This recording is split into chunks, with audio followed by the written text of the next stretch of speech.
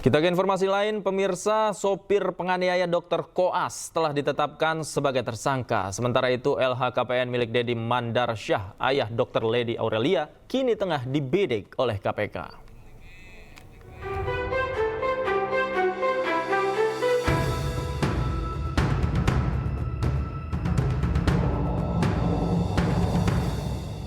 Kasus penganiayaan dokter koas di Palembang, Sumatera Selatan berbuntut panjang. Kasus ini tak hanya di bawah penyelidikan polisi, namun KPK juga mulai menyoroti keluarga Lady Aurelia Pramesti. LHKPN ayah Lady yang saat ini menjadi Kepala BPJN Kalimantan Barat, Deddy Mandarsyah, menjadi sorotan. Dalam LHKPN tahun 2023, tercatat Deddy miliki tanah dan bangunan senilai 750 juta, mobil senilai 450 juta, dan harta bergerak lain senilai 830 juta. Deddy juga miliki surat berharga senilai 670 juta dan uang kas sebesar 6,7 miliar rupiah. Total harta Deddy Mandarsyah mencapai 9,4 miliar rupiah. Saat ini KPK menganalisa kewajaran penambahan harta milik Deddy. Tidak tertutup kemungkinan Deddy akan diperiksa jika KPK memerlukan klarifikasi atas harta kekayaan miliknya. Sementara harta kekayaan Deddy terus mengalami peningkatan sejak 2019 hingga 2023 lalu. Pada tahun 2019, harta kekayaan Deddy sebesar 6,4 miliar rupiah. Dalam waktu 5 tahun, harta kekayaan Deddy meningkat sebanyak kurang lebih 3 miliar rupiah. Saat ini polisi menetapkan supir keluarga Lady, yaitu Fadila alias Datuk, sebagai tersangka penganiayaan Lutfi, seorang dokter koas Rumah Sakit Siti Fatimah Palembang. Pelaku pun mengaku bersalah dan meminta maaf atas perbuatannya. Meminta maaf kepada korban Lutfi dan keluarganya karena saya telah melakukan penganiayaan kepadanya. Dan juga kepada keluarga Ibu Lina, Bapak Deddy dan Lady, saya meminta maaf yang satu-satunya karena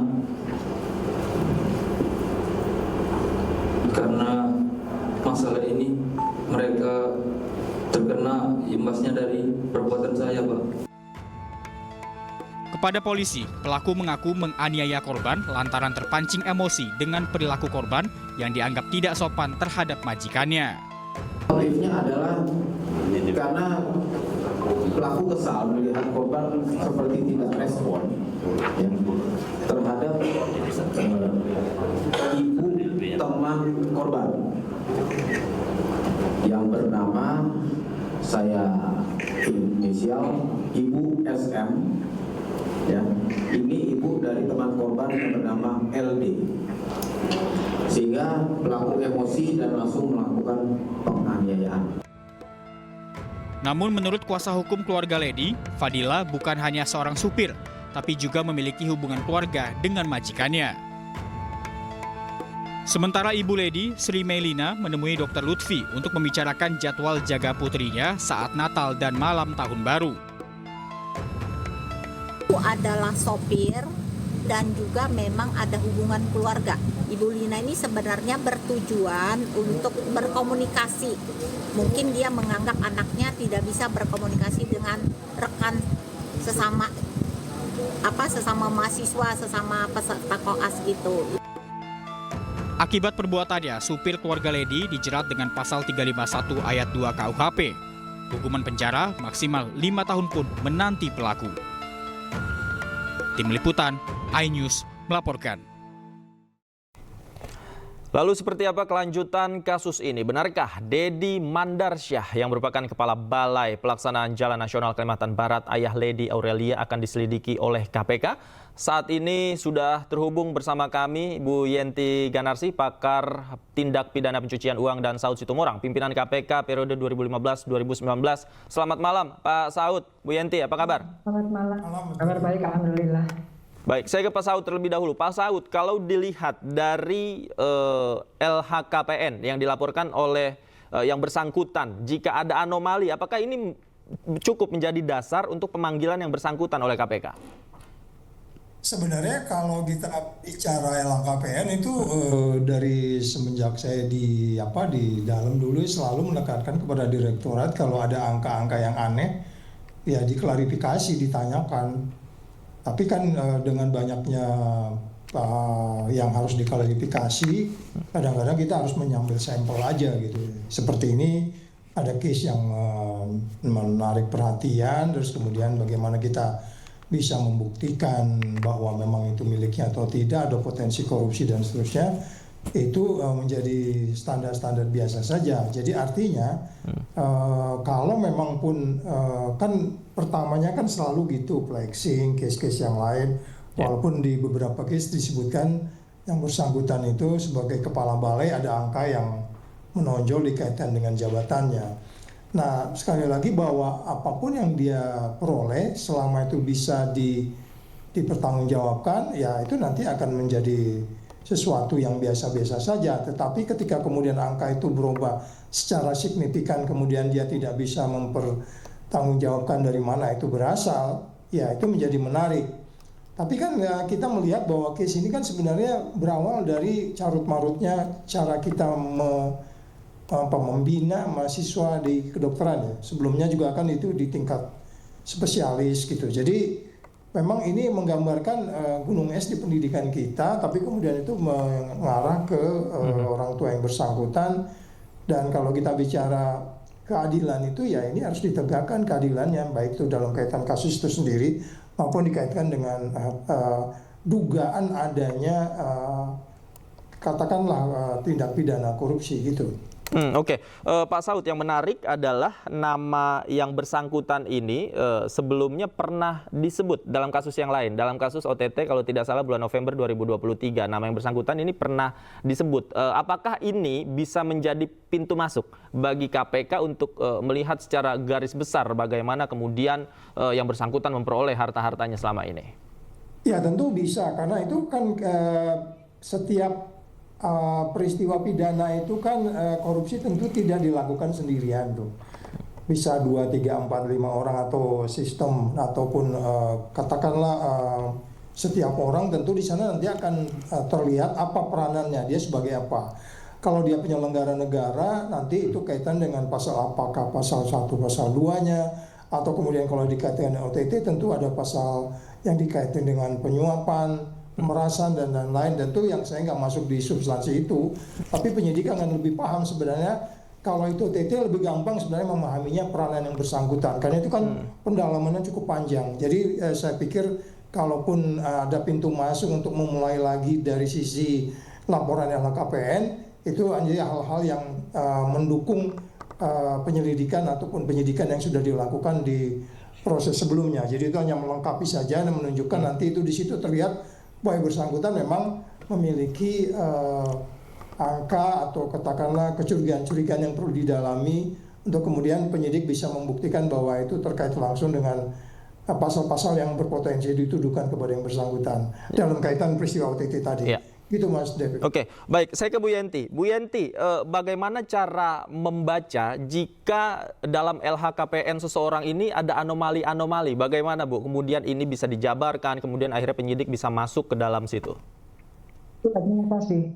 Mengenai LHKPN ini sedang dalam sorotan ya, akhir-akhir ini kan. Kemarin kan ada mobil Fortuner hanya 6 juta. Ini kan juga ya saya baca, kalau nggak salah tentang bukan hanya 9, sekian miliar saja hartanya, tetapi itu perinciannya punya 3 tanah, kalau nggak salah 3 tanah di Jakarta. Masa 750 juta, ya kan? Emang ada ya kan, Jakarta Selatan itu. Artinya gini, KPK juga jangan hanya itu tadi ya, jangan hanya sekedar formalitas, tidak pernah dilihat, tapi saya nggak tahu juga ya Pak Saud seberapa susahnya karena memang kan banyak ya Pak, kalau sampel jadi seperti ini gitu. Artinya banyak hal yang harus dilihat. Apalagi yang perlu ditanyakan ke KPK.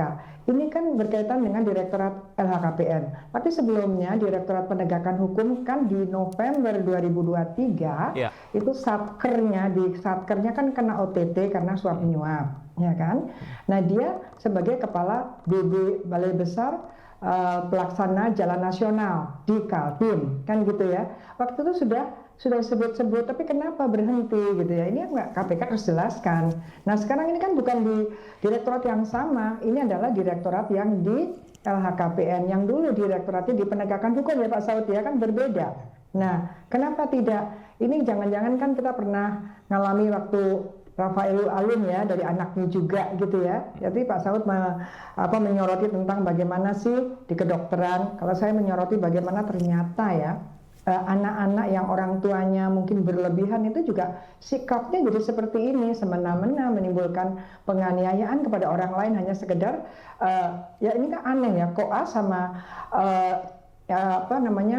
ketua koasnya kok seberani itu. Kenapa? Karena mungkin di backup orang tuanya kan, merasa orang tuanya kuat dan sebagainya. Baik. Dan ternyata ini juga menimbulkan hal-hal yang, tapi ya sekarang ini kemudian kita bisa ada blessingnya ya Pak Saud ya. Sehingga kita bisa lihat 9, sekian M itu bagaimana dan kenapa KPK waktu itu berhenti, tidak jadi dipanggil, padahal sudah disebut gitu, berkaitan dengan Satker, Kepala Satuan Kerja, Satkernya yang terlibat OTT. OTT kan sudah sangat gamblang ya Pak Saud ya. Maksudnya dulu jalan gitu. Baik. Ini menarik. Nah, nanti dijawab oleh Pak Saud. Sebenarnya sebagai mantan pimpinan KPK, apa saja yang menjadi tantangan ketika pemeriksaan terhadap perkara atau OTT ini bisa berhenti dan tidak diteruskan? Usai jeda kita akan lanjutkan. Bapak Ibu diskusinya. Pemirsa jangan kemana-mana. Newsroom segera kembali. Tetaplah bersama kami.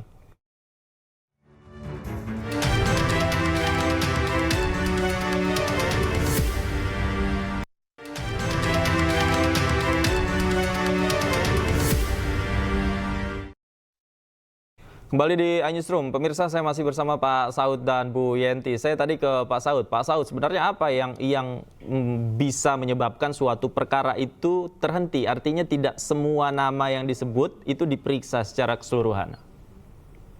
Iya itu banyak ya, kalau kita tanya ke penyidik, karena saya nggak detail di case-nya, tapi biasanya di masa lalu tuh banyak apa penyebabnya. Kalau dia pun udah katakan jelas pasal 55-nya gitu ya, bahwa dia berperan serta dan peran dia berbuat apa yang dia lakukan, berbuat atau tidak berbuat gitu ya. Tapi pada bagian lain penyidik akan selalu bilang bahwa itu strategi gitu. Nanti mereka selalu katakan strategi bubur panas. Jadi dari pinggir-pinggirnya dulu nanti masuk ke tengah dan seterusnya. Nah itu menarik. Strategi-strategi itu kalau memang itu strategi, tapi kalau itu lalai atau kemudian istilah Bu Yenti tadi ini kayaknya tuh itu mendem tapi kemudian dibuahkan Tuhan, ya kan? Cara seperti itu melalui anaknya atau melalui supirnya itu kan menunjukkan bahwa Tuhan itu tidak tidur gitu kalau kita mau pakai itu. Kalau memang itu memang tidak ada perkembangan ya. Tapi kalau itu strategi mungkin kita dari sisi lain lagi gitu.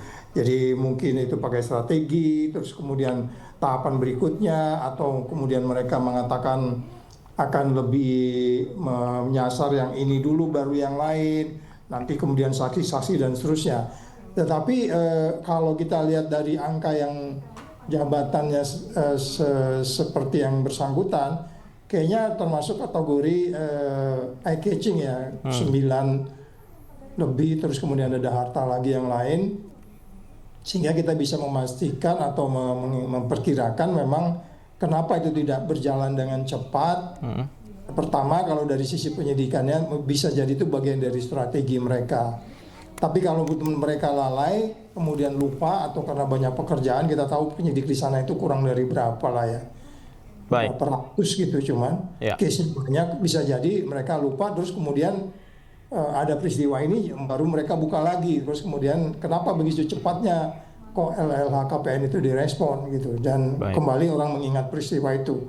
Jadi lagi-lagi pembelajaran buat kita juga ke depan bagaimana sebenarnya KPK ini mau dibuat sebuah apa yang namanya organisasi yang agile gitu, yang cepat bergerak ya, sehingga kemudian kita nggak kemana-mana gitu. Artinya kita fokus di case-nya itu. Ini kan jadi seperti ya ada sesuatu yang sebenarnya tidak jalan kemudian di-trigger oleh perbuatan dari keluarganya yang yang saya bilang tadi itu dibukakan oleh Tuhan juga situasinya gitu. Iya, dan akhirnya publik juga menyorot dan ingat lagi dengan nama-nama yang disebut dalam OTT sebelumnya. Saya ke Bu Yenti. Bu Yenti, Anda setuju dengan apa yang dikatakan Pak Saud bahwa angka yang dilaporkan ini eye-catching dan ini bisa jadi indikator bahwa ya memang harus diperiksa LHKPN tersebut?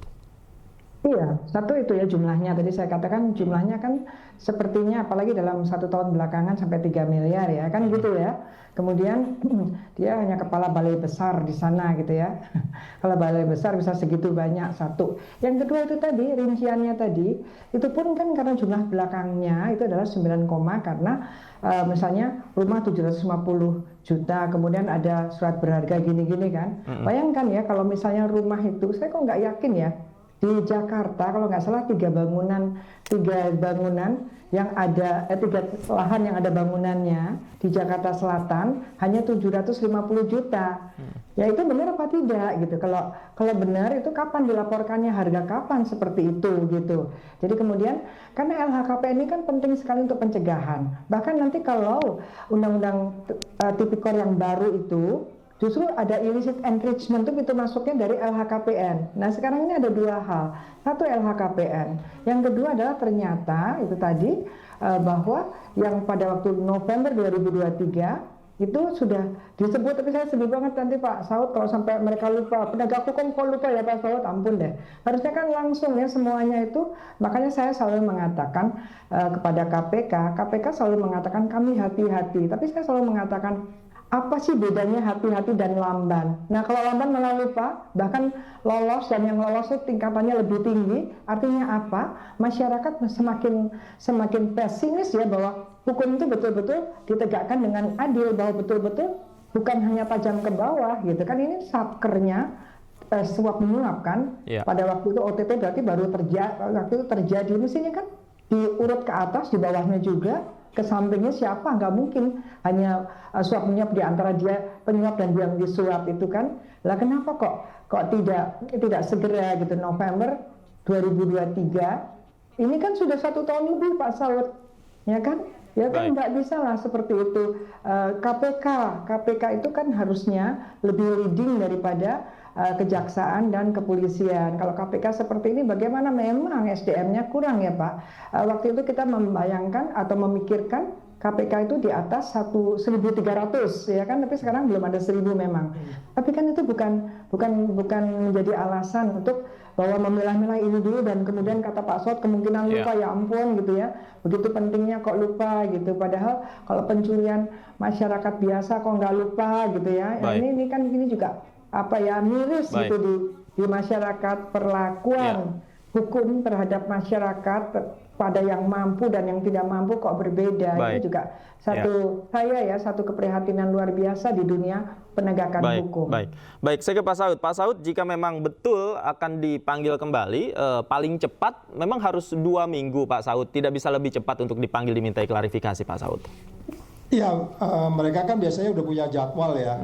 Kalau dengan keterbatasan jumlah itu, mereka sudah punya jadwal pemanggilan. Tiba-tiba ini muncul, mereka harus susun strategi lagi. Ya, jadi artinya bisa dipahami tidak ada sesuatu yang umpamanya tanpa direncanakan. Karena ini apalagi kalau dikaitkan tadi kita berulang-ulang mengatakan keterbatasan sumber daya di dalam sana. Sampai hari ini nggak ada pertumbuhan jumlah yang signifikan dari sisi penyidiknya. Dan itu yang mungkin memerlukan waktu untuk menata ulang kembali lagi. Tetapi pada bagian lain ada klausul, ada beberapa ini yang prioritas menarik perhatian masyarakat itu menjadi lebih prioritas juga.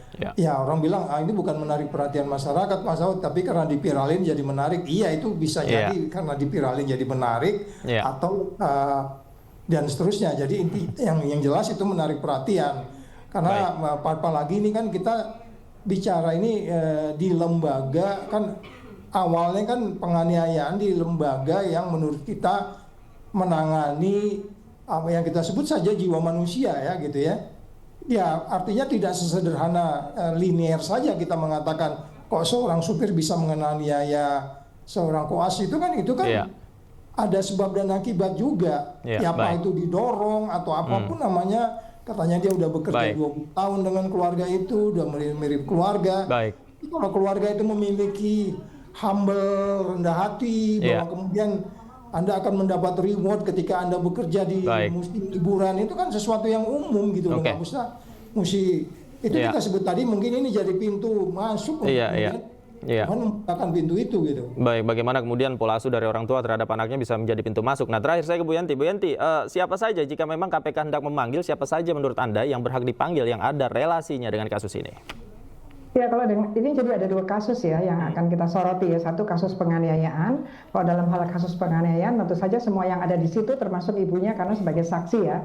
Kemudian juga kenapa seorang ibu juga harus turut campur atas pengaturan jadwal itu kan aneh sekali ya kan. Itu kan karena arogansi gitu sebetulnya kan. Nah, yang penting bagi saya adalah ini adalah momentum lagi untuk LHKPN. Jadi tolong LHKPN itu jangan semacam formalitas saja. Belum lama kok, berapa hari yang lalu kita baru menyoroti kok LHKPN diterima begitu saja. Ada Fortuner 6 juta, ya ampun gitu loh. Itu kan apa gitu ya. Ya. Sering kok kita lihat misalnya pejabat ini kekayaannya apa saja disebutkan tanah di sini-sini, tapi harganya kecil sekali. Ini harus diklarifikasi transparan. Kenapa seharga ini? Ini harga waktu beli atau harga sekarang gitu ya. Artinya ya itulah itu memang menjadi tugasnya KPK kalau memang akan pencegahan. Jadi Ya. mau tidak mau ya harus cukup ya. Kalau bisa Pak Saud ya memang tidak bisa lagi sampel ya pas yang nggak kena. Kalau sampel Pak, ini 2 minggu aneh sekali. Itu udah 1 tahun yang lalu Pak Saud Baik. ya kasusnya. Harusnya kan cepat-cepat data dibuka gitu Baik. ya. Apalagi menjadi sorotan masyarakat supaya masyarakat tidak tambah marah kepada Baik. KPK. Harusnya Ya. dipercepat kan bisa saja. Dulu rencananya dipanggil untuk apa kan tinggal Baik. panggil gitu kan. Malah buru-buru KPK mengatakan bahwa belum tentu juga yang bersangkutan berkaitan dengan kasus Baik. OTT itu. Ya nggak usah ngomong begitu ya, nanti masyarakatnya marah kalau begini ya. Iya, Masyarakat sudah sangat kecewa dengan angka Iya, korupsi yang iya, sangat baik, tinggi, sangat baik. tinggi sekarang ini. Baik. Dan bagaimana penegak hukum juga maaf ya kadang-kadang jadi kurang Iya. profesional atau bahkan ada masalah dengan integritasnya gitu. Baik, itu semua menjadi perhatian kita dan kita juga mengawal bersama melihat bagaimana perkembangan kasusnya dan juga pemanggilan yang rencananya akan dilakukan oleh KPK. Terima kasih Bu Yanti sudah bergabung sama kami. Pak Saud juga terima kasih banyak atas waktunya. Oke. Selamat malam, sehat selalu Bapak Ibu.